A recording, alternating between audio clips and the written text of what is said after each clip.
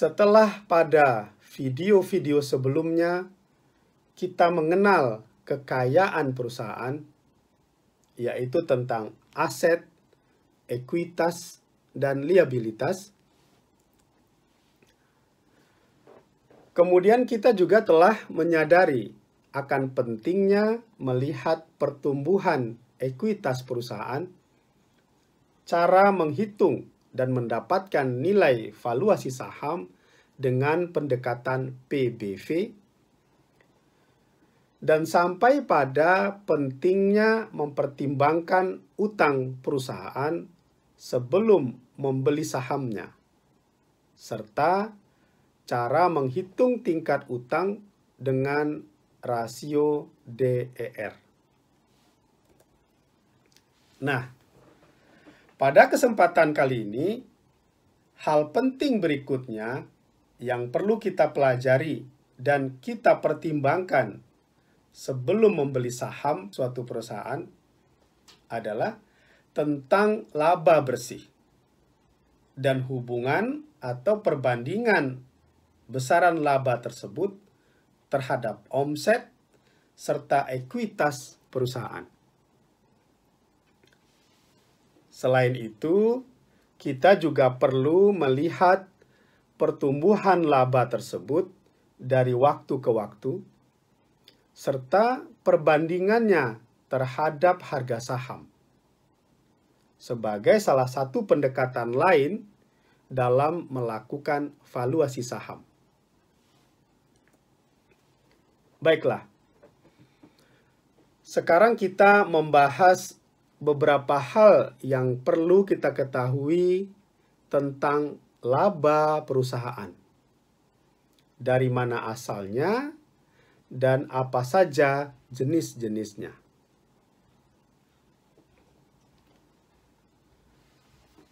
Di dalam laporan keuangan pada bagian rugi laba, dapat kita telusuri bahwa perjalanan datangnya laba perusahaan bermula atau berasal dari keseluruhan penjualan atau omset, atau dikenal juga dengan istilah pendapatan atau revenue dari perusahaan. Kemudian, dari keseluruhan pendapatan tersebut, perusahaan tentu saja harus mengeluarkan dan menanggung biaya-biaya atau berbagai beban.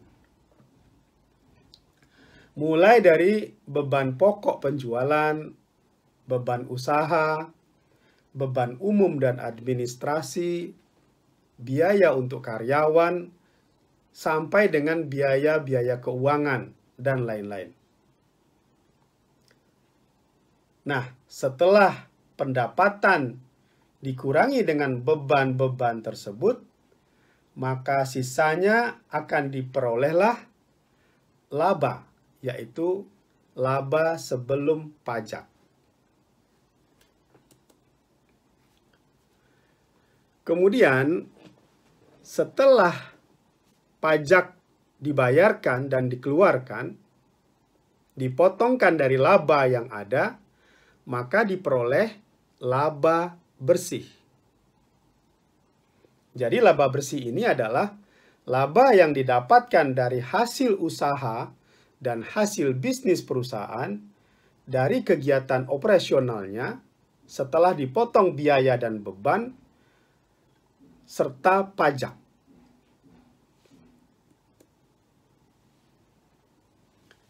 Akan tetapi, perlu kita sadari bahwa rugi atau laba tidak hanya berasal dari kegiatan normal dari perusahaan tersebut, tetapi ada juga sumber-sumber lain di luar kegiatan operasional bisnis perusahaan yang wajar, seperti biaya lindung nilai, keuntungan atau kerugian kurs, nilai tukar, perolehan bunga simpanan, obligasi, dan lain-lain. Nah, laba bersih tadi yang sudah kemudian dikoreksi dengan pendapatan atau pengeluaran di luar kegiatan operasional yang normal dari perusahaan tersebut, inilah yang disebut dengan laba komprehensif. Jadi sekarang kita mengenal ada beberapa jenis laba, yaitu mulai dari laba usaha sebelum pajak, laba bersih, yaitu laba setelah pajaknya dikeluarkan dan dibayarkan, dan yang terakhir kita mengenal adanya laba komprehensif.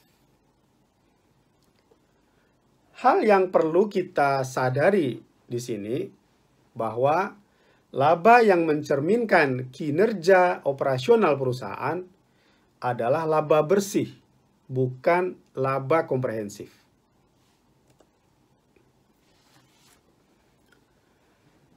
Dan satu hal lagi yang perlu kita ketahui tentang laba, bahwa untuk perusahaan-perusahaan induk yang memiliki banyak entitas anak di bawahnya, kita harus membedakan mana laba yang menjadi hak pemilik entitas induk dan mana laba yang menjadi hak non-pengendali, yaitu para pemilik minoritas lain pada anak perusahaan yang ada di bawah entitas induk tadi.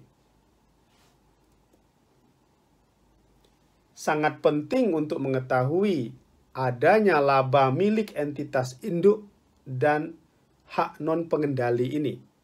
Karena hanya laba bersih milik entitas induklah yang akan menjadi acuan dalam melakukan berbagai perhitungan yang akan kita lakukan.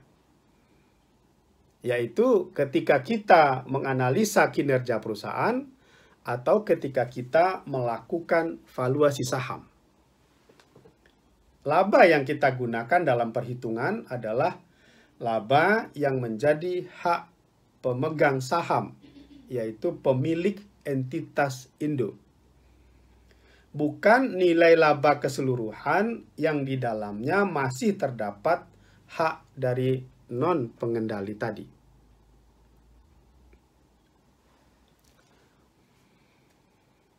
Untuk mengatakan apakah besaran laba dari suatu perusahaan termasuk tinggi atau rendah, tidak cukup hanya dilihat dari sekedar jumlahnya saja. Karena jumlah tersebut relatif. Relatif terhadap ukuran perusahaan dan juga relatif terhadap jumlah saham yang beredar. Oleh karena itu, perlu dihitung dan dilihat perbandingannya terhadap berbagai hal.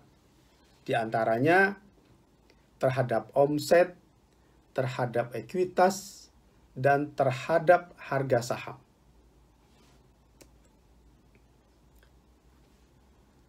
Ketika laba bersih perusahaan milik entitas induk dibandingkan dan dibagi dengan omsetnya, maka hal itu kita kenal dengan istilah net profit margin, NPM.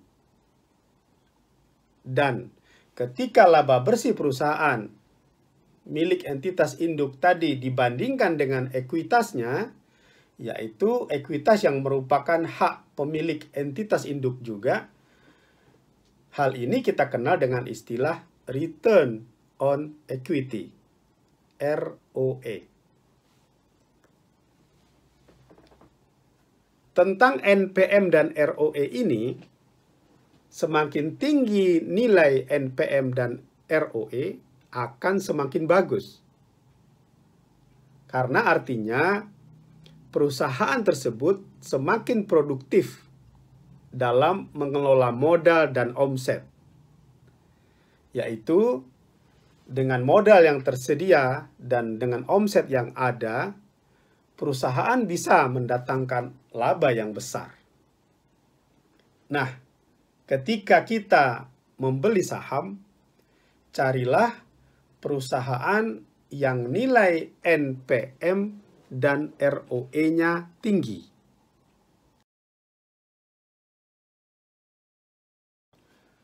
Dan selanjutnya, ketika laba bersih perusahaan yang menjadi hak pemilik entitas induk, kita bandingkan dengan harga sahamnya. Hal ini kita kenal dengan istilah Price to Earning Ratio, PER. Dan PER ini adalah salah satu metode valuasi saham selain PBV yang sudah kita kenal. PER bisa menjadi alat ukur untuk melihat apakah harga saham suatu perusahaan termasuk dalam kategori murah atau mahal, dengan membandingkan harga sahamnya dengan besaran laba bersihnya yang bisa didapatkan oleh perusahaan. Semakin tinggi nilai PER, artinya harga saham suatu perusahaan semakin mahal. Jadi, oleh karena itu, ketika kita membeli saham, belilah ketika nilai PER-nya rendah.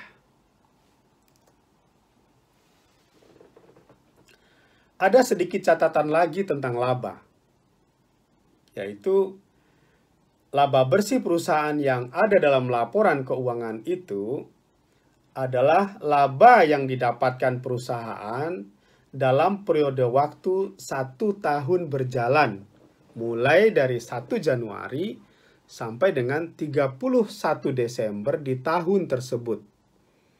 Laba ini tidak bercampur dan juga bukan akumulasi dari laba pada tahun-tahun sebelumnya. Jadi, laba saat itu adalah murni cerminan kinerja perusahaan tahun itu saja. Hal ini berbeda dengan sifat dari ekuitas dan liabilitas, di mana ekuitas dan liabilitas yang kita temukan dalam laporan keuangan perusahaan adalah nilai akumulasi dari periode dan tahun-tahun sebelumnya sejak perusahaan itu dijalankan. Pergerakan ekuitas dan liabilitas merupakan akumulasi kinerja perusahaan dari tahun ke tahun secara komprehensif dalam jangka panjang. Tentu saja, suatu evaluasi yang mencerminkan jangka panjang memberikan gambaran yang lebih baik kepada kita akan historis kemampuan dan kinerja perusahaan daripada yang sekedar jangka pendek, bukan? Karena pada prinsipnya, gambaran kinerja masa lalu yang panjang tersebut merupakan suatu prediksi yang baik akan gambaran kinerja yang akan datang. Past performance to predict future performance. Kinerja masa lalu bisa memberikan gambaran kepada kita untuk memprediksi kinerja yang akan datang. Berbeda halnya dengan laba bersih. Karena laba bersih hanya 1 tahun buku itu saja. Sehingga kalau kita menggunakan nilai laba bersih tersebut dalam perhitungan valuasi saham PER dan perhitungan-perhitungan lainnya yang mengacu kepada laba bersih tersebut, seperti NPM, ROE, perlu kita sadari bahwa hal itu adalah cerminan dari periode yang pendek. Oleh karena itu, untuk mendapatkan gambaran nilai laba per saham, PER, NPM, dan ROE yang lebih komprehensif, disarankan untuk melihat dan menggunakan nilai dalam beberapa tahun ke belakang. Misalnya sekitar 3 sampai dengan 5 tahun. Supaya kita bisa mendapatkan gambaran kemampuan perusahaan yang lebih baik, lebih komprehensif dalam periode yang lebih panjang. Selamat berinvestasi. Terima kasih.